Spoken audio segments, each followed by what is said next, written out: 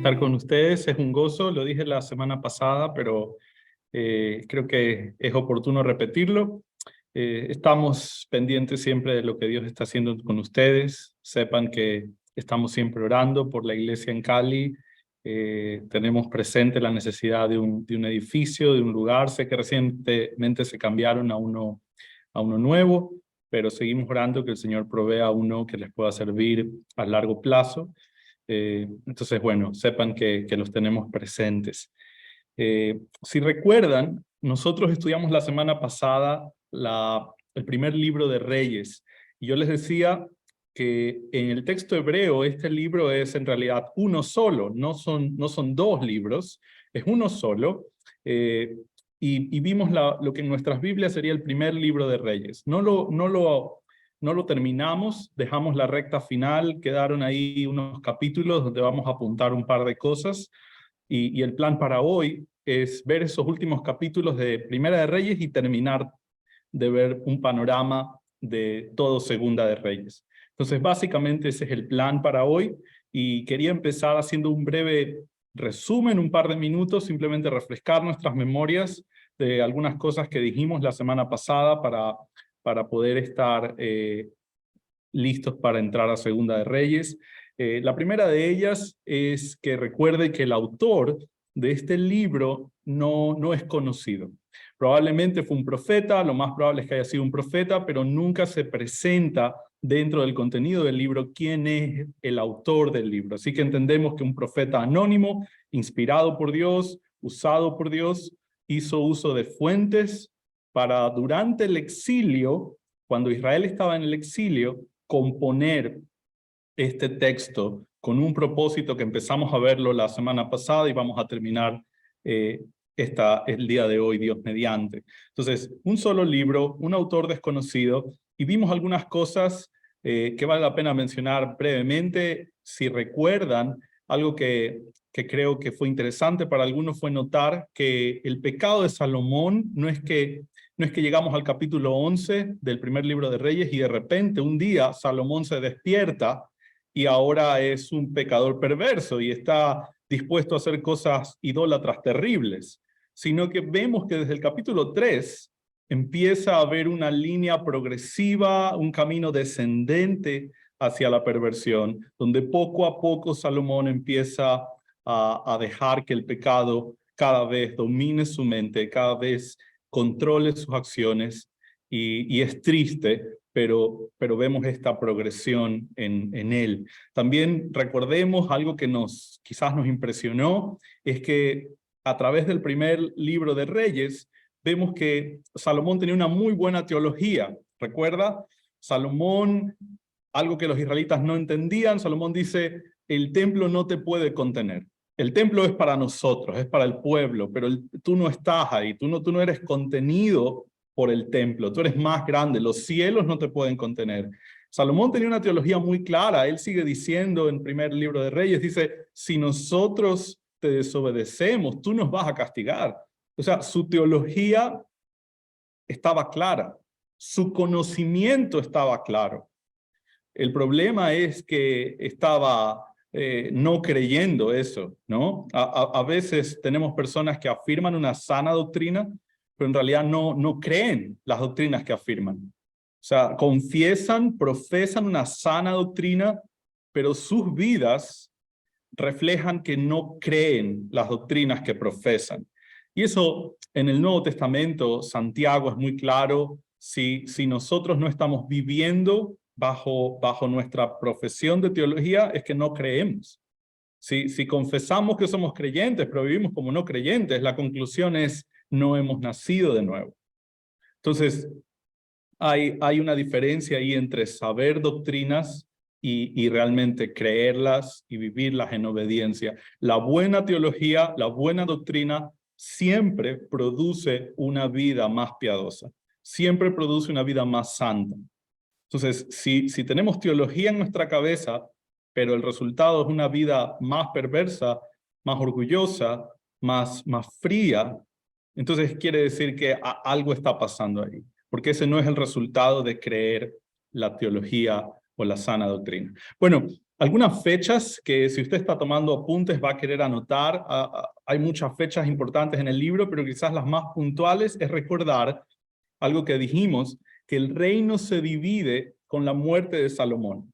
Salomón muere, el reino se divide, recuerda, al norte, al sur, la tribu del norte, las 10 tribus del norte toman el nombre de Israel, las 2 tribus al sur toman el nombre de Judá. Entonces, esta división ocurre en el año 931 antes de Cristo. Y este es una de las fechas que, si vamos a recordar algunas fechas, esta es crucial. Entonces, 931 antes de Cristo es el año en que llega la muerte de Salomón, el reino se divide después de que su hijo asume el trono, hay ahí una gran división, una conmoción en toda la nación. Luego, 2 citas más o 2 fechas más que vale la pena anotar y tenerlas presentes es el año 722 a.C., que es cuando las tribus del norte son llevadas a Siria, y finalmente el 586 a.C., que es cuando la tribu del sur, Judá, es llevada a Babilonia. Babilonia luego conquista Siria y luego conquista Judá. Entonces, solamente algo que en algún momento es importante mencionar, no sé si ya lo han mencionado anteriormente, pero ¿por qué las fechas, por qué va de 931 a 722 a 586 cuando el tiempo está avanzando, pero la fecha está disminuyendo, los años? Entonces, recuerde cómo medimos los años, se mide en base al nacimiento o a la venida de Cristo. Así es como se ha medido. Entonces, el tiempo presente es 2023 años después de Cristo, y luego cuando medimos hacia atrás es a partir de Cristo, entonces contamos hacia atrás. Por eso usted va a ver que la división del reino es 931, mientras que la tribu del norte es llevada en el 722 antes de Cristo, y luego 586 la tribu del sur, Judá. Entonces, por eso esa diferencia de que aunque el tiempo avanza, el número disminuye. Tenga eso presente.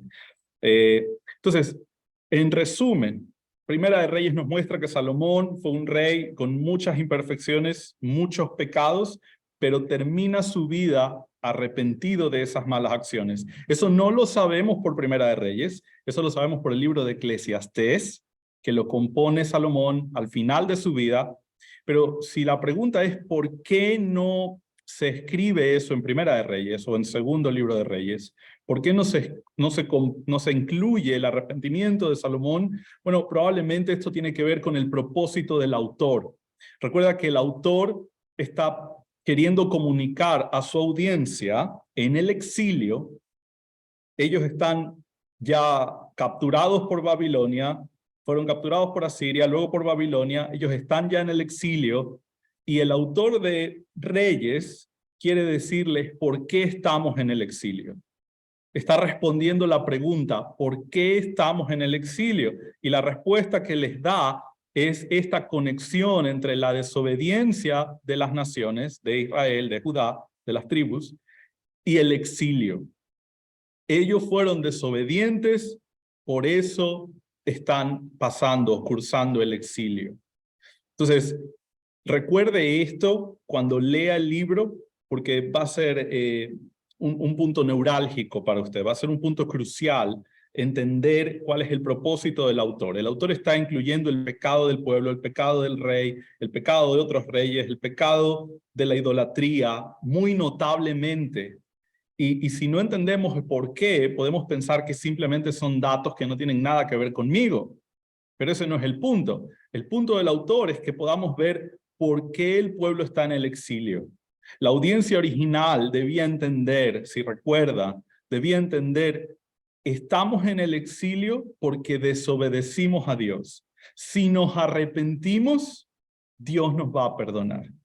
Los reyes pasados desobedecieron la voz de los profetas, y esta fue la consecuencia. Así que, ¿qué haremos ahora nosotros con la voz de los profetas? Es lo que debía entender la audiencia original que recibió este libro. Ya vimos la consecuencia de los reyes siendo desobedientes a la voz de Dios. ¿Qué haremos nosotros? ¿Cómo responderemos nosotros? Ya sabemos el resultado de la desobediencia. Entonces, esto es muy importante para entender el libro y bueno, nos quedamos en la recta final, así que voy a ver muy rápidamente los últimos capítulos de Primera de Reyes. Entonces, lo primero que observamos es, nos quedamos hasta el capítulo 19 más o menos, donde hablábamos de Elías, ahí mostrando el poder de Dios, Dios mostrando su soberanía, su control sobre los ídolos. Elías muestra su confianza en el monte Carmelo, muestra su confianza en Dios en aquel día en el monte Carmelo, si recuerdan, lo mencionamos. Pero es interesante que después de esta gran victoria de Dios, ojo, atención ahí, es Dios el que muestra el poder, no es Elías el poderoso, es Dios el que muestra su poder sobre los dioses, sobre los Baales.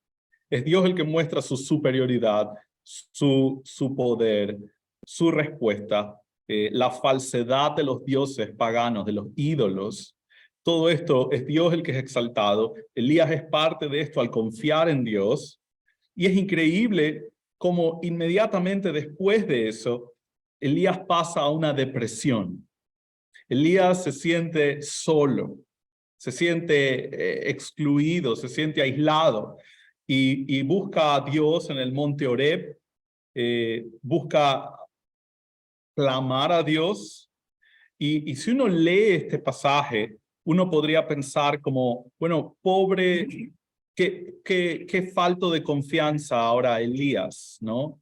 ¿Cómo puede haber pasado de la confianza en Dios a la desconfianza en Dios? Pero creo que el propósito de Dios acá, al compilar esto, al comunicarnos esto, es que podamos sentirnos identificados con nuestras propias debilidades. Elías era un pecador cualquiera también, usado por Dios.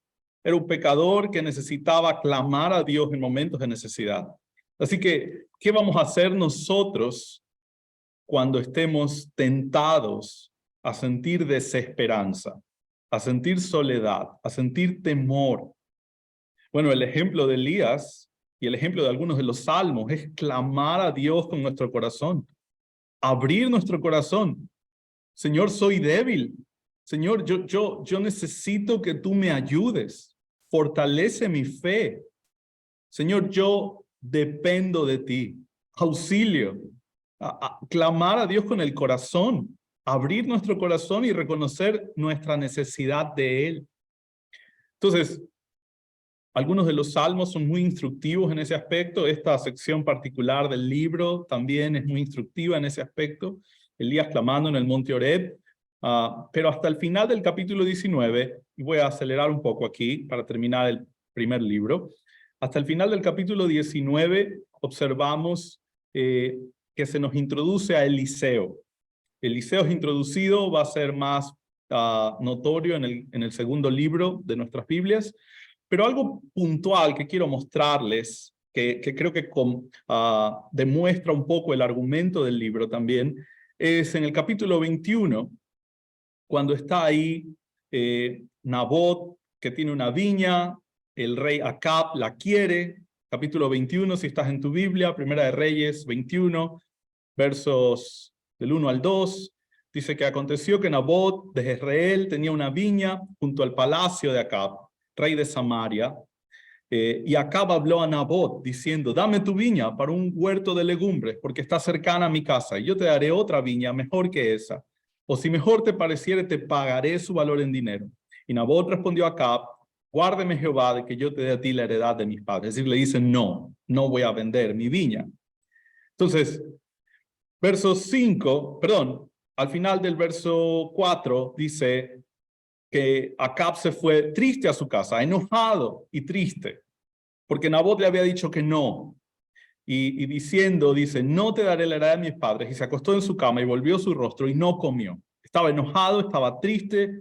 ¿Y qué hace un rey malvado cuando está enojado y triste? Bueno, hace un plan para matar a su enemigo, ¿no? Entre comillas, enemigo. Entonces, vino a él su mujer, Jezabel, y le da la increíble idea. Dice, ¿por qué está tan decaído tu espíritu y no comes? Ahí le explica, verso 7. Su mujer Jezabel, verso 7, le dijo, ¿eres tú ahora rey sobre Israel?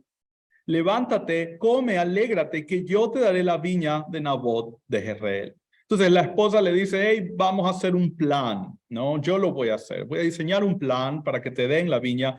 Y en resumen, matan a Nabot.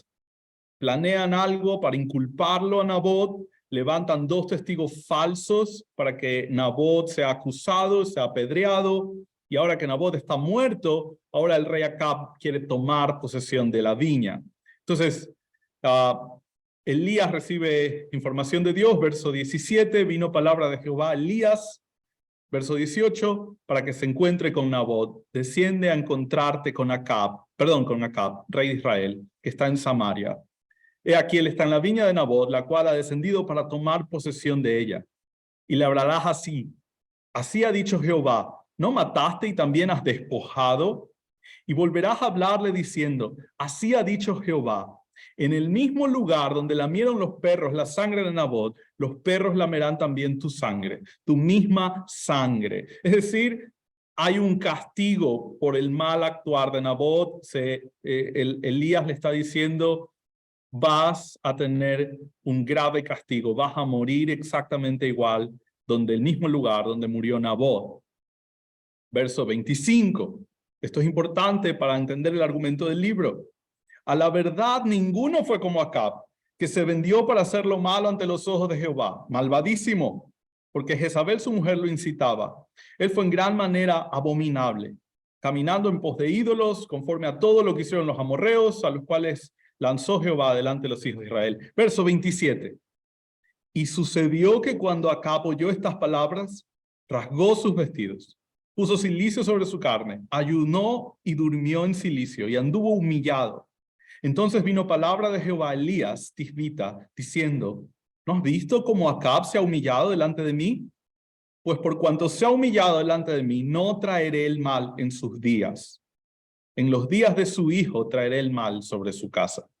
Es decir, Acab, este hombre perverso, se nos ha dicho, nadie fue más perverso que Acab en el verso 25, se humilla, rasga sus vestidos, se humilla delante de Dios y Dios escucha su clamor. ¿Qué le está diciendo esto a la audiencia? ¿Qué es lo que debían hacer? No importa qué tan malo eres, hoy humíllate delante de Dios. Humíllate hoy delante de Dios y ¿sabes qué Dios va a hacer? Dios va a escuchar, porque ese es el carácter de Dios. Esto era importante para la audiencia original entender, porque ellos estaban en el exilio y debían obedecer la voz de Dios a través de los profetas. Y el argumento del libro en general es mostrar cómo Dios, cada vez que el pueblo se humilla, Dios escucha. Dios responde en misericordia. Cuando un rey hacía la voluntad de Dios, aún imperfectamente, eso traía bienestar al pueblo, eso apaciguaba el castigo de Dios, o lo distanciaba al menos. Entonces el pueblo debía entender el carácter de Dios. Es un Dios poderoso, es un Dios que se aira contra el pecado, es un Dios justo, pero si nos humillamos, realmente nos va a escuchar, nos va a perdonar. Bueno, ahora pasamos, por tiempo, vamos un poco rápido, pero pasamos al segundo libro en sus Biblias, de Reyes. Y la razón por la cual hay una división no tiene nada que ver con el contenido. Recuerde que es un solo libro en el texto hebreo. La división tiene más que ver porque al ser un texto largo, era más conveniente dividirlo a la hora de copiarlo en códices o en pergaminos. Entonces, debido a esto, era mejor dividir en 2 libros. A veces algunos textos hebreos a una hora lo denominan Reyes A y Reyes B, porque en realidad son un libro que por principio simplemente de extensión fueron partidos o divididos. Entonces, si usted quiere tener un bosquejo de este segundo libro en su mente a medida que avanzamos en el libro, puede pensar en que los primeros 13 capítulos nos hablan de Eliseo y los reyes. El ascenso de Eliseo y su relación con los reyes. Mientras que los capítulos del 14 al 17 nos hablan del cautiverio de Israel. Israel es llevado cautivo. Israel, recuerda, es el nombre de las tribus del norte. Y luego de los versos 18 al 25 hasta el final del libro, se nos narra el cautiverio de la tribu de Judá. La tribu de Judá tuvo reyes que a momentos agradaron a Dios, temieron a Dios, se arrepintieron de sus malas acciones a momentos, y eso hizo que preservaran o sean preservados un poco más de tiempo que las tribus del norte, donde solo hubieron mayormente reyes malvados que no temían a Dios. Ahora, hablando de reyes malos, vemos cómo en Segunda de Reyes, capítulo 1, rápidamente empiezan a morir hombres buscando al profeta. Son enviados en grupos de 50, el primer grupo es enviado, son consumidos por fuego, segundo grupo es enviado, son consumidos por fuego, el tercer grupo viene en total humillación, y Dios le dice al profeta, desciende del monte y ve con ellos. Entonces, vemos las consecuencias de vivir bajo un rey malo. Empezamos a observar, gente sufre, el pueblo, soldados, de las malas decisiones de este rey pagano. Pero no solo eso, sino que vemos como el profeta Elías es autentificado como la voz de Dios, como el profeta del Señor, ¿no? Cuando él habla hay que oír. ¿Por qué? Porque Dios lo está respaldando. Es evidente que Dios lo está respaldando. En el capítulo 2 empezamos a ver esta transición de Elías a Eliseo. El profeta Elías empieza a ver una transición clara, y Eliseo hace muchos milagros posteriormente en el libro. Uno de ellos lo vemos en el capítulo 4, cuando Eliseo tiene una interacción con una viuda, y esta viuda le habla de que está a punto de perder a sus hijos. Si usted durante esta semana va a leer o ya leyó el segundo libro de Reyes, recuerda este pasaje en el capítulo 4, donde está esta viuda que tiene una deuda por pagar. Y en aquellos días, cuando alguien tenía una deuda por pagar y no se cumplía o no se redimía esa deuda, el propietario o el que era a quien debía pagarse la deuda, tenía la posibilidad de tomar por esclavo al deudor, tomarlo por esclavo hasta que se cumpla el valor pendiente. Entonces, ella está desesperada, está por perder sus hijos iban a ser tomados como para pagar la deuda. Entonces ella habla con Eliseo, y lo que Eliseo hace es que le dice, bueno, ¿qué tienes? Le dice, solo tengo una pequeña vasija de aceite. Entonces le da la instrucción de llenar con esa vasija con ese aceite, todas las vasijas que pueda, y lo hace una y otra vez hasta que se queda sin vasijas, y una vez que todos los hijos le ayudan a llenar todas las vasijas, el aceite se acaba entonces, pero ella ya tiene un montón de vasijas básicamente. Entonces el profeta le dice, ahora vende esas vasijas, paga tu deuda y vive o susténtate tú y tus hijos con lo que queda. Entonces es increíble, es de mucho ánimo ser recordados del carácter proveedor de Dios. Nuestra provisión no viene de un trabajo, o sea, obviamente tenemos un trabajo, obviamente tenemos un negocio o la actividad económica que usted tenga, pero al final del día la provisión no viene de ese negocio.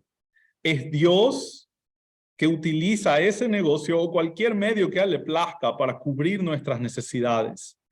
Entonces no debemos perder de vista esto, pero algo también que podría ser de utilidad para entender el flujo del libro es que este milagro se hace fuera de la tierra prometida.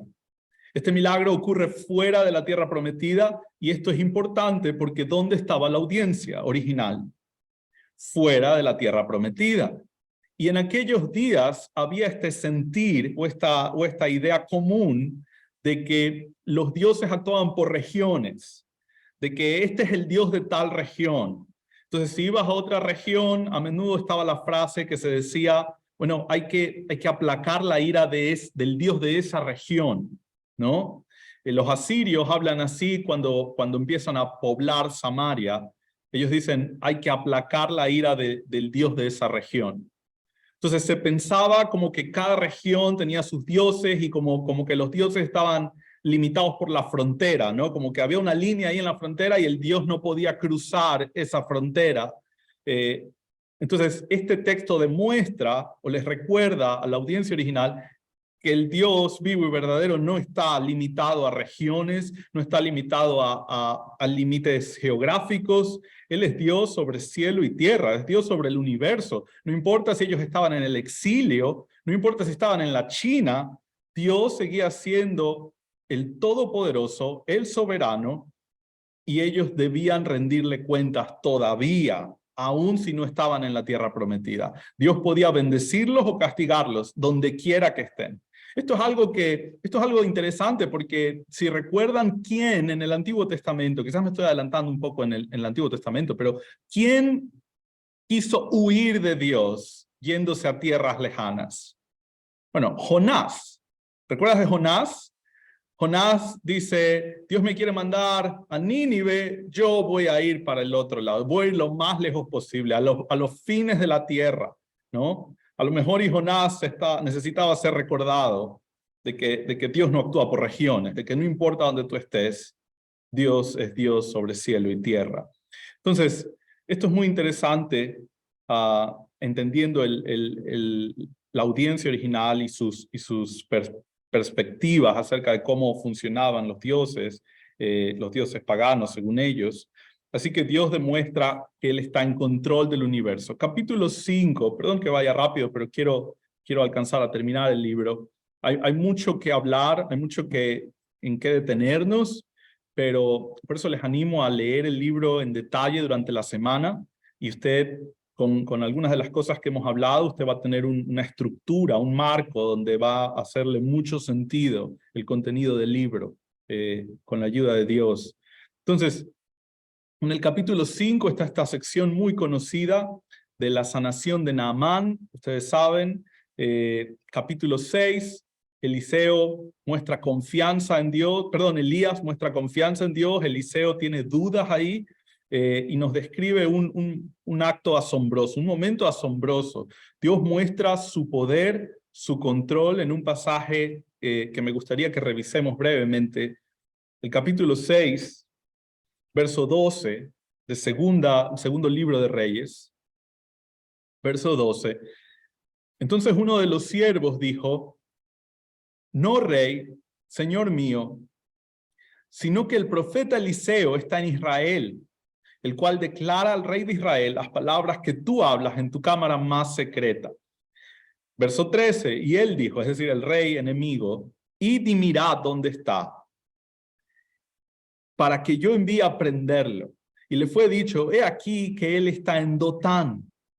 Entonces envió el rey allá gente de a caballo y carros y un gran ejército, los cuales vinieron de noche y sitiaron la ciudad. Eso significa rodearlos, ¿no? No hay salida, estás rodeado.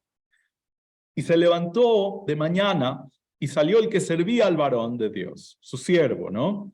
Y aquí el ejército que tenía sitiada la ciudad. O sea, se levanta y ve un ejército rodeando la ciudad con gente de a caballo y carros. Entonces su criado le dijo, señor mío, ¿qué haremos? Desesperado, asustado. Él le dijo, no tengas miedo, porque más son los que están con nosotros que los que están con ellos. Quizás el siervo dice, ¿de qué me estás hablando? Somos un puñado de personas, no tenemos ningún ejército. Verso 17. Y oró Eliseo y dijo, te ruego, oh Jehová, que abra sus ojos para que vea. Entonces Jehová abrió los ojos del criado y miró, y aquí que el monte estaba lleno de gente de a caballo y de carros de fuego alrededor de Eliseo. Esta es la provisión de Dios. Eliseo oró para que el criado pudiese ver el cuidado de Dios, pudiese ver la protección de Dios, y le muestra que muchos más son los que acampaban alrededor de ellos que los que el ejército enemigo podía usar. Esto debía traer seguridad, esto debía recordarle que Dios es más poderoso que cualquier nación, que Dios es más poderoso que cualquier enemigo humano que pudiese existir y que Él va a actuar a favor de los suyos conforme a su voluntad. Por lo tanto, no temeremos. Es la idea acá. Entonces, pero no termina acá. No termina acá. Si esta historia o esta narrativa terminara aquí, ya fuera asombrosa, pero no termina acá. Verso 18. Y luego que los sirios descendieron a él, oró Eliseo a Jehová y dijo: te ruego que hieras con ceguera a esta gente. Y los hirió con ceguera conforme a la petición de Eliseo. Después les dijo Eliseo: no es este el camino. O sea, ellos están ciegos, el ejército enemigo está ciego, y Eliseo les guía. Dice: vamos a esta ciudad, seguidme y os guiaré al hombre que buscáis. ¿Y dónde los guía? A Samaria, la capital de las tribus del norte. Los llevó al centro de donde ellos no querían estar, ¿no? Al centro enemigo. Es decir, fueron esclavizados sin disparar una flecha.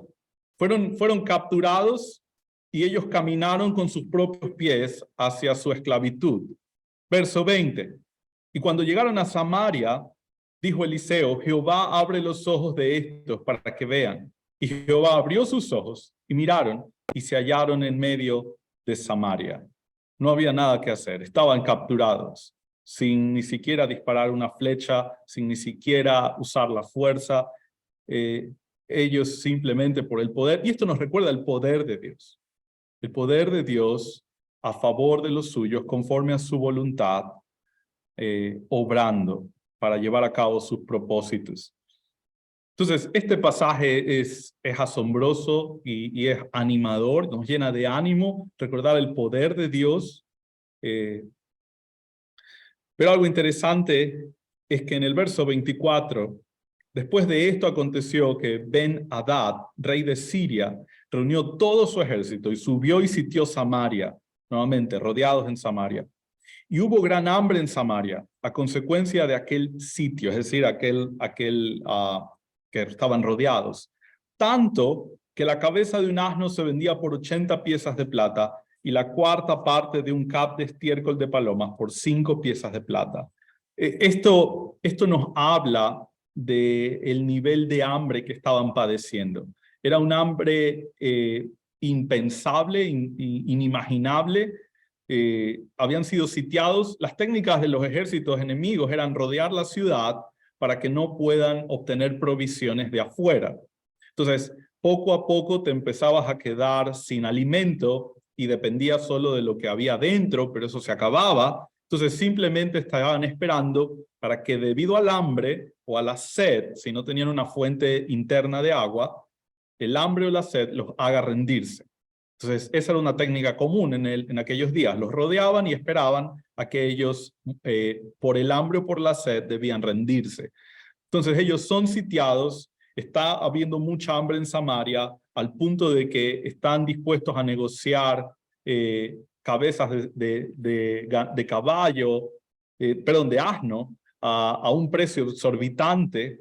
Y no solo eso, sino estiércol de paloma. Algunos comentarios hablan de que el estiércol de paloma usualmente era usado como cierto combustible, pero en algunos casos de necesidad extrema también lo usaban para hacer ciertas comidas incluso, porque era lo que había.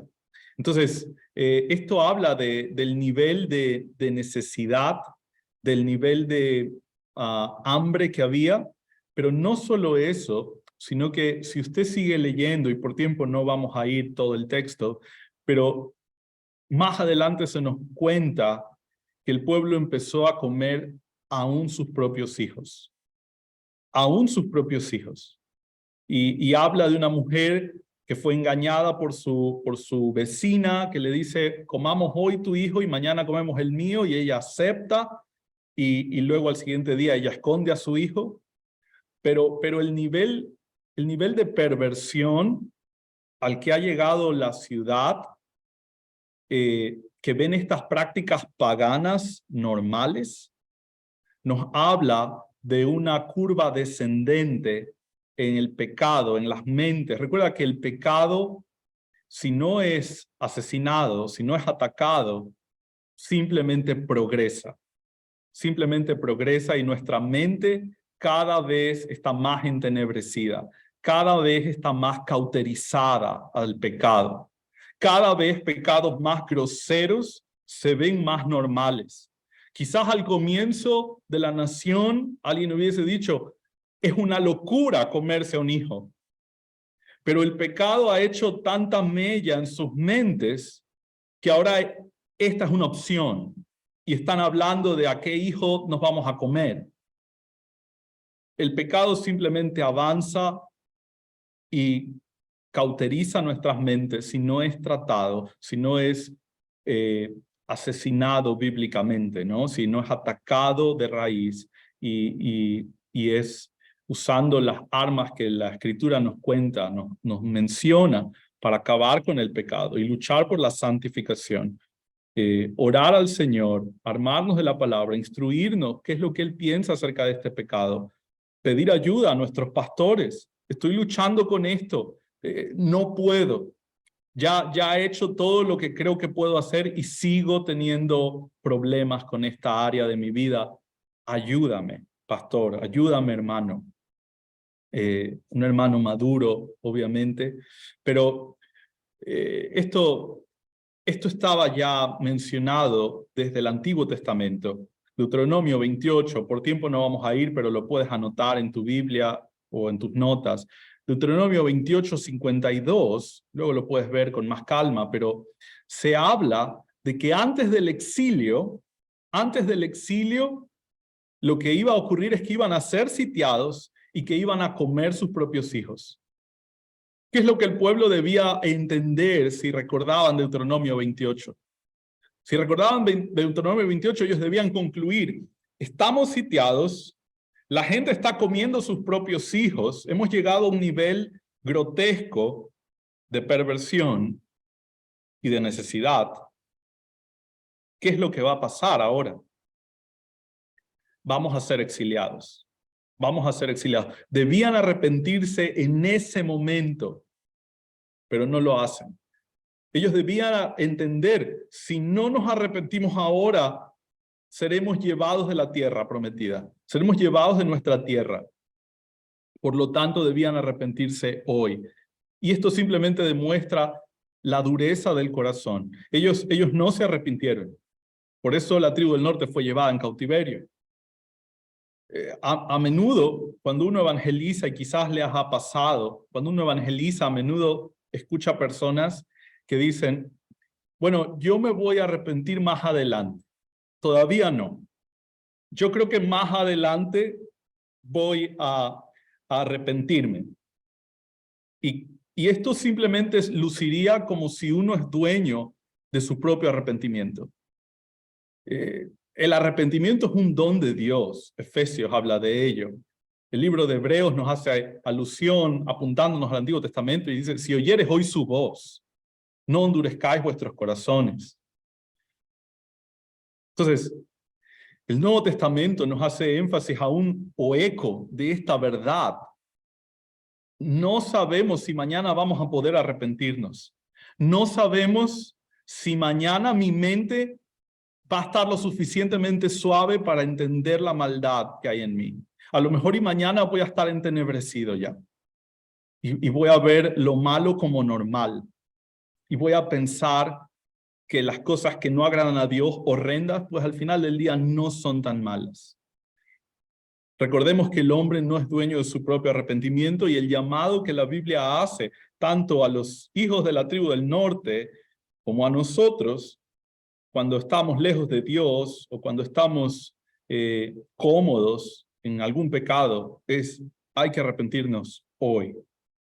Hay que arrepentirnos hoy, hay que buscar hoy el rostro del Señor en arrepentimiento, en humillación. ¿Por qué? Porque su carácter mostrado en el libro de Reyes es que es perdonador. De que el que viene a mí no le echo fuera. De que aún el rey Acab se humilló y Dios perdonó lo que había dicho que iba a hacer. Capítulos 9 y 10 de Segunda de Reyes tenemos algo interesante y es Jehú. Jehú es un hombre que acaba con los Baales. Si lees el libro te vas a dar cuenta, capítulos 9 y 10, Jehú empieza a acabar con los ídolos de Israel. Israel siempre ha tenido el problema de la idolatría a lo largo del Antiguo Testamento. Cuando salió de Egipto, fue llevando sus dioses de Egipto y los adoraba y tuvieron muchos problemas. Y cuando encontraban dioses ajenos, como los Baales, entonces abrazaban a los Baales. Y entonces el problema de la idolatría ha estado presente en el pueblo de Israel, en la nación de Israel. Y Jehú empieza a quitar a los profetas de Baal y empieza a quitar a los ídolos del medio del pueblo. Y uno podría decir, bueno, eso está resuelto ya entonces. Si quitamos a los ídolos, si quitamos a los Baales, el pueblo ya no va a ser idólatra. Error. La idolatría del pueblo no estaba en los ídolos, estaba en su corazón. El corazón idólatra no se soluciona simplemente removiendo el ídolo, porque va a ser ídolo de otra cosa, ¿no? Algunos no tienen una estatua en sus casas, algunos no tienen una imagen en sus casas, pero probablemente es porque el ídolo es otro. Si es que no conoce a Cristo, el ídolo podría ser hasta él mismo, ¿no? Su egoísmo, sus prioridades son él, aún por encima de sus familias, aún por encima de sus hijos, aún por encima, obviamente, y lo más primordial, aún por encima de la voluntad de Dios. Vive lejos de la voluntad de Dios porque quiere hacer su propia voluntad. Bueno, no es difícil ver cuál es el ídolo ahí. Entonces, cuando nosotros, y esto nos da un principio de cuando nosotros queremos evangelizar a una persona, no podemos suavizar el evangelio. No podemos simplemente esperar de que esta persona haga cambios externos. Ah, no, ya está mejor porque ya no golpea a su esposa. Entonces está mejor. No está mejor. Simplemente ahora es más fariseo porque sigue sin Cristo. Simplemente está aprendiendo a esconder más su rebelión contra Dios.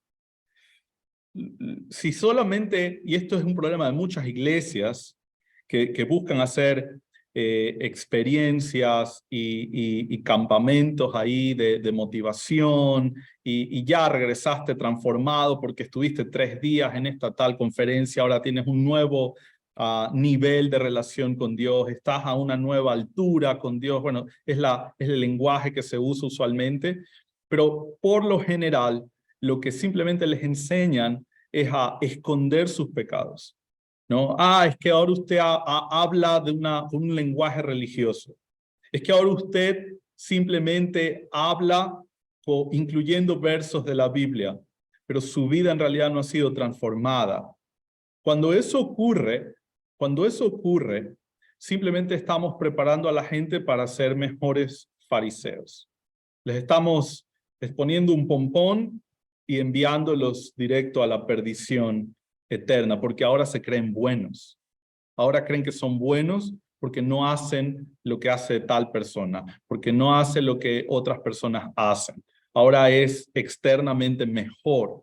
Por eso es primordial compartir el evangelio, porque el evangelio es el único que cambia a la persona desde adentro. Y solo en el evangelio, esto dice Efesios, Pablo habla mucho de esto, solo cuando Cristo nos ha regenerado, podemos hacer obras que Dios ha preparado de antemano para que anduviésemos en ellas. Estas buenas obras de justicia aún son crédito de Dios. Las preparó Dios de antemano. Pero solo es cuando Él nos ha capacitado por medio de un nuevo nacimiento que podemos obedecerlas y agradar a Dios. Ahora, Jehú nos muestra que Israel va a adorar lo que sea. Piedras, árboles, lo que sea, con tal de no adorar a Jehová. Jehú exterminó los Baales, pero eso no los hizo adoradores de Jehová. Capítulo 17, tenemos a Israel o a la tribu del norte siendo llevados en cautiverio a Siria. ¿Recuerdas que cuando Asiria conquista las tribus del norte, en su capital Samaria en particular, la costumbre de los asirios era repoblar esos lugares, mezclarse con los pueblos capturados para poblar esos lugares. Y ahí es donde sale el grupo de los samaritanos. En el exilio, los asirios se mezclan con la tribu del norte, o con las tribus del norte, y particularmente en la capital, Samaria, es repoblada, y de aquí vienen el grupo que luego es muy conocido en el Nuevo Testamento, los samaritanos. Ahora, en el capítulo 17, verso 7, hay un texto que es central para el libro. Y ya estamos terminando, ya estamos en la recta final, pero simplemente quería apuntar un par de cosas más acá. Y es que en el capítulo 17, verso 7 dice, porque los hijos de Israel pecaron contra Jehová, su Dios, que los sacó de tierra de Egipto, debajo de la mano de Faraón, rey de Egipto, y temieron a dioses ajenos. La pregunta es, ¿por qué están en el exilio? Bueno, porque pecaron contra Jehová, porque temieron dioses ajenos. Verso 8, y anduvieron en los estatutos de las naciones que Jehová había lanzado delante de los hijos de Israel, y en los estatutos que hicieron los reyes de Israel. Y los hijos de Israel hicieron secretamente cosas no rectas contra Jehová su Dios, edificándose lugares altos en todas ciudades. Esto es idolatría. Desde las torres, desde las atalayas, hasta las ciudades fortificadas. Levantaron estatuas, imágenes de acera en todo collado alto, debajo de todo árbol frondoso. Quemaron allí incienso en todos los lugares altos. Verso 15. Y desecharon sus estatutos, y el pacto que él había hecho con sus padres, y los testimonios que él había prescrito a ellos, y siguieron la vanidad y se hicieron vanos, y fueron en pos de las naciones que estaban alrededor de ellos, de las cuales Jehová les había mandado que no hiciesen a la manera de ellas. Dejaron todos los mandamientos de Jehová su Dios, se hicieron imágenes fundidas, 2 becerros, también imágenes de acera, adoraron el ejército de los cielos, sirvieron a Baal. Verso 17, escucha. E hicieron pasar a sus hijos y a sus hijas por fuego, y se dieron a adivinaciones y agüeros, y se entregaron a hacer lo malo ante los ojos de Jehová, provocándole a ira. No solo Salomón tuvo una progresión en su perversión. ¿Ves cómo el pueblo va progresando en su perversión? Esto es lo que hace el pecado no atendido. El pecado que se contempla y se permite morar, simplemente va a avanzar. Va a avanzar y va a traer una mayor consecuencia, una mayor progresión. Cada vez hacían cosas más horribles, cada vez el pueblo caía un escalón más abajo. ¿Por qué? Bueno, porque así funciona el pecado en el corazón idólatra del hombre. Nosotros no vamos a ser distintos. Es el Señor en su gracia que nos sostiene. Si hoy no somos como Israel, de idólatras, es simplemente la gracia del Señor que nos sostiene. Si hoy no somos como aquel vecino que quizás golpea a su esposa y quizás maltrata a sus hijos, no es porque somos mejores que él, es la gracia del Señor que nos sostiene. Si nosotros hoy no estamos rechazando el evangelio, como ese familiar que no quiere saber nada de Dios, o como aquella persona que está sumida en un vicio y no lo quiere soltar, la única diferencia entre ese hombre y nosotros es la gracia de Dios, es la intervención soberana, milagrosa de Dios que nos sacó cuando nosotros no estábamos buscándolo. Finalmente, capítulo 18 y 19, vemos un evento increíble que me encantaría dedicarle más tiempo, pero tenemos 2 minutos nada más, vamos a terminar, pero en el capítulo 19 se nos habla del ángel de Jehová. Esta es una participación de la segunda persona de la Trinidad. Esto en los libros de teología se llama teofanía o cristofanía. Si es un tema un poco más extenso, así que si usted se puede tomar un café con Santi, seguro se lo va a explicar con mucha calma, en detalle. Pero yo lo que le puedo mencionar es que antes de la encarnación de Jesús en Belén, al Antiguo Testamento aparece tomando este nombre del ángel de Jehová. Una vez que Jesús, o la segunda persona de la Trinidad, se encarna en Jesús, nace de María, ocupa este lugar de nuestro sustituto, del Redentor, del Salvador, nunca más es mencionado el ángel de Jehová. Entonces, el ángel de Jehová entendemos por muchos textos del Antiguo Testamento. ¿Recuerdas cuando el padre de Sansón se le presenta el ángel de Jehová y le adora? Y dice, he visto a Dios hemos visto, vamos a morir. Este ángel es distinto, este ángel se deja adorar, este ángel tiene atributos divinos, este ángel tiene el poder divino. Entonces, entendemos que este ángel es la segunda persona de la Trinidad. No quiero meterme en todo un tema, pero ahí le lanzo el problema a Santi luego para que hable con ustedes. Pero lo que tenemos acá es que el ángel de Jehová acude a defender al pueblo. Por tanto, así dice Jehová acerca del rey de Asiria, no entrará en esta ciudad, verso 2 de Reyes 19, verso 32, ni echará saeta en ella, ni vendrá delante de ella con escudo, ni levantará contra ella baluarte. Verso 35, estaban sitiados, estaban rodeados, recuerda. Y aconteció, estamos hablando de la tribu de Judá, y aconteció que aquella misma noche salió el ángel de Jehová y mató en el campamento de los asirios a 185,000. Y cuando se levantaron por la mañana, he aquí todo era cuerpo de muertos. Imagínate esta escena.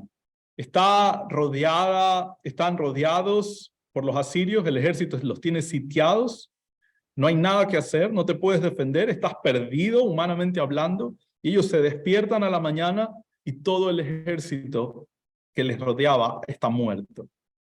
Ya no hay nadie que los ataque. El ángel de Jehová ha actuado a su favor. Y con todo esto, es triste llegar al verso 9 del capítulo 21.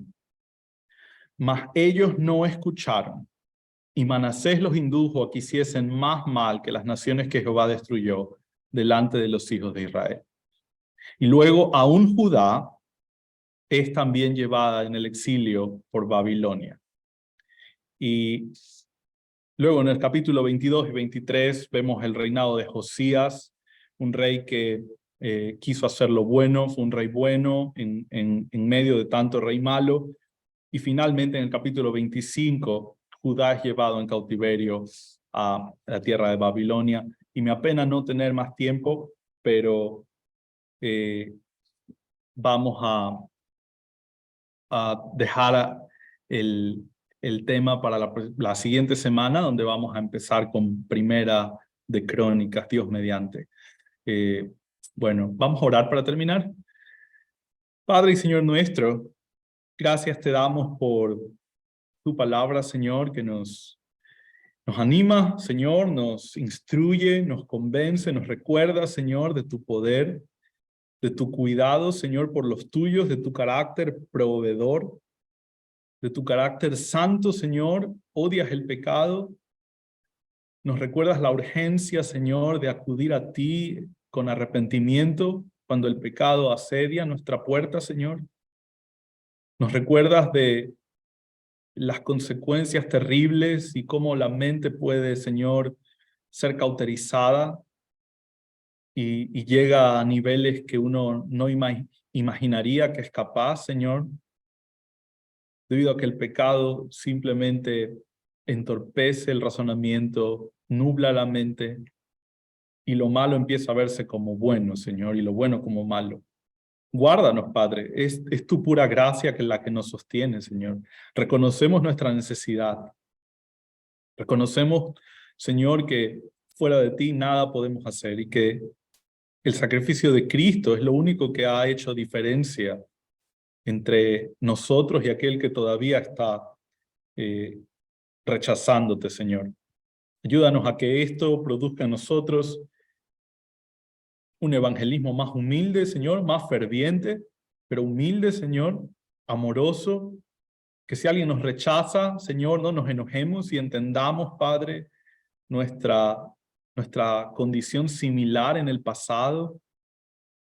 Padre, que este recordatorio de la desobediencia de Israel y la desobediencia de Judá nos anime, Señor, a caminar a la santidad, como decía Santiago al inicio, Señor. Que nos recuerde, Padre, que tú eres un Dios que perdona, que tú eres un Dios que está listo o presto para escuchar el arrepentimiento, Señor. Padre bendito, queremos vivir bajo tu agrado, bajo tu voluntad. Queremos hacer lo que es tu voluntad, Señor. Padre, ayúdanos, danos corazones suaves, corazones dóciles, Padre, que respondan con temor y temblor a tu palabra. Gracias por estos libros, Señor, que son de ánimo y de edificación a nuestras vidas. En Cristo Jesús oramos. Amén.